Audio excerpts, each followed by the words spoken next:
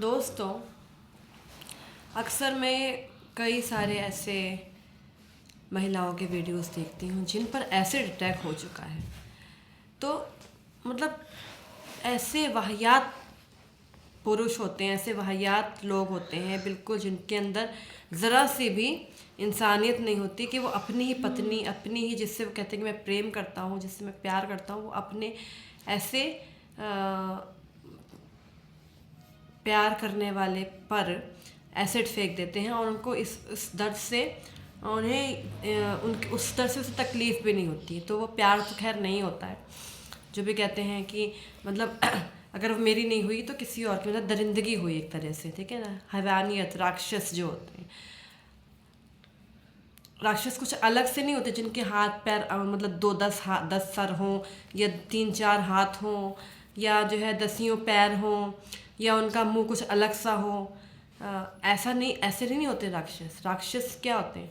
मानसिकता राक्षस वाली है या देवता वाली, जो कर्म कैसे है, मतलब ठीक है, कैसे विचार हैं वो होते हैं। हर जो भी हम करते हैं वही उसी हिसाब से हमारा जो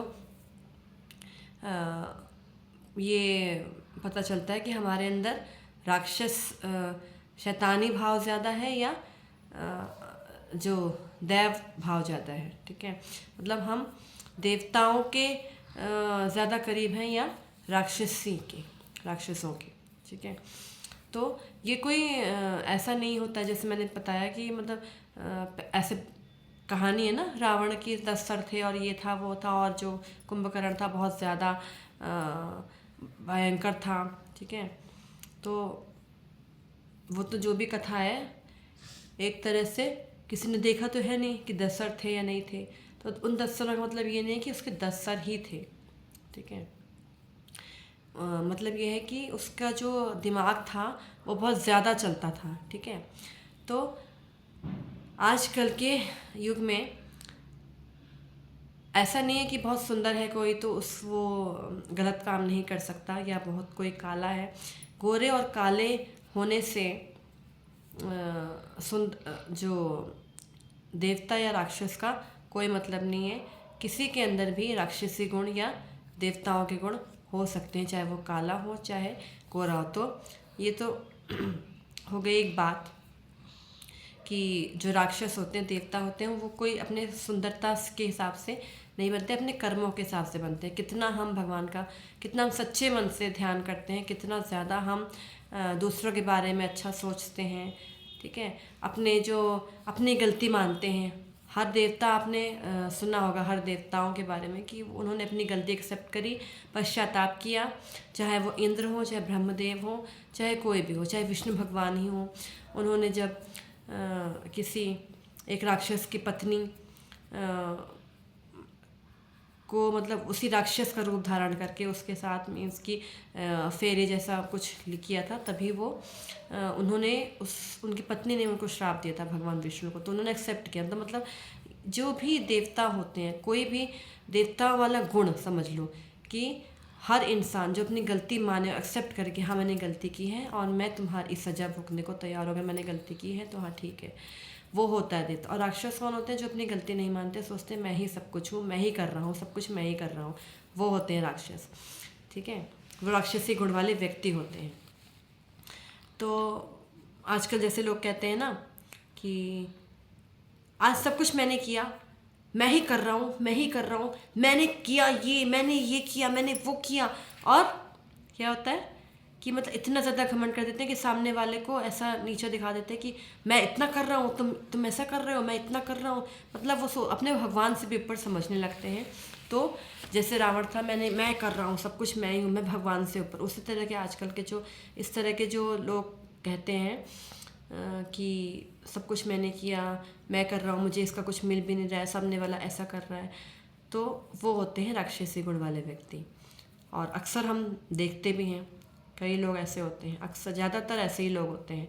बहुत कम लोग होते हैं जो ये कहते हैं कि हाँ नहीं, मेरा कोई हाथ नहीं है कुछ भी करने में, जो भी हो रहा है सब भगवान की मर्ज़ी से हो रहा है, ईश्वर, मैं तो कुछ भी नहीं हूँ। वो होते हैं दैव गुण वाले व्यक्ति। तो आप क्या हैं वो आपको समझना है। और दूसरी बात, एसिड वाली जो बात मैं कर रही थी, एसिड वाली बात ये है कि जो भी पुरुष, किसी महिला को नहीं सुना होगा किसी महिला ने एसिड फेंका, क्योंकि उनके बस की बात ही नहीं होती, क्योंकि उनको क्या होता है ना, वो ऊपर उठ चुकी होती हैं, क्योंकि वो इतनी ज़्यादा मजबूत होती हैं कि उन्हें कोई फ़र्क नहीं पड़ता कि उनको कोई पुरुष उनका साथ छोड़ दे या उन्हें रिजेक्ट करे, तो उन्हें ज़्यादा कोई फ़र्क नहीं पड़ता। पुरुष कमज़ोर होते हैं, और जो कमज़ोर होते हैं ना, वही इस तरह के कांड करते हैं, ऐसा पाप करते हैं कि दूसरों को मारना या एसिड फेंकना, जो कमज़ोर होते हैं, जो कुछ कर नहीं सकते। लेकिन जो मजबूत होती हैं, वो स्त्रियां होती हैं, महिलाएं होती हैं, उन्हें ज़्यादा फ़र्क नहीं। आपने कभी नहीं सुना होगा कि किसी महिला ने किसी पुरुष के ऊपर एसिड फेंका क्योंकि उसने उसको रिजेक्ट कर दिया। कभी सुना है क्या? हो ही नहीं सकता। महिलाएं इतनी मजबूत होती हैं, जो एक बच्चे को 9 माह तक रख कर सारा कष्ट सहती हैं, सब कुछ कहती हैं, सब कुछ सहती हैं, और उसको इतना दर्द झेल कर जब माँ बनती हैं, जन्म देती हैं, एक नया जन्म होता है, उनका भी जन्म होता है और उनके साथ साथ एक और जन्म होता है। तो वो एक नए जीव को जन्म जो देती है, वो महिला इतनी कमज़ोर हो ही नहीं सकती कि किसी पर एसिड फेंके। लेकिन मैं ये चाहती हूँ कि ये जो पुरुष है ना, जो ये सोचते हैं कि मैं एसिड फेंक दूंगा तो उसकी ज़िंदगी बर्बाद हो जाएगी, वो उसकी ज़िंदगी नहीं, किसी महिला की ज़िंदगी नहीं, अपनी ही ज़िंदगी बर्बाद करते हैं, और सारी ज़िंदगी कष्ट उनको सहना पड़ता है, क्योंकि वो महिला तो तब भी उनके सामने मजबूत बनकर खड़ी रहती है। अगर वो बच गई ना, तो छोड़ती नहीं है किसी भी तरीके से। तो लेकिन मैं एक बात कहना चाहूँगी कि जिस तरह से ये पुरुष लोग महिलाओं पर बिना मतलब के अपनी कमज़ोरी जाहिर करते हुए जो ये एसिड फेंकते हैं ना, एक बार इन पर भी इस तरह का एसिड फेंका जाए, तब इन्हें पता चले कि वो दर्द क्या होता है, वो कष्ट क्या होता है।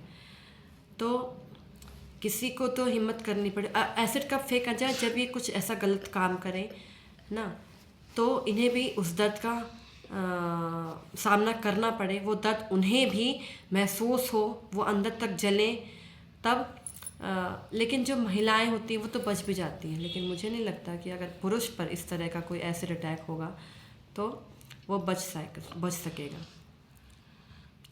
लेकिन जिस तरह से ये करते हैं ना, इनको भी एक ना एक बार तो उस कष्ट को ज़रूर सहना चाहिए, कि ताकि उन्हें पता चले कि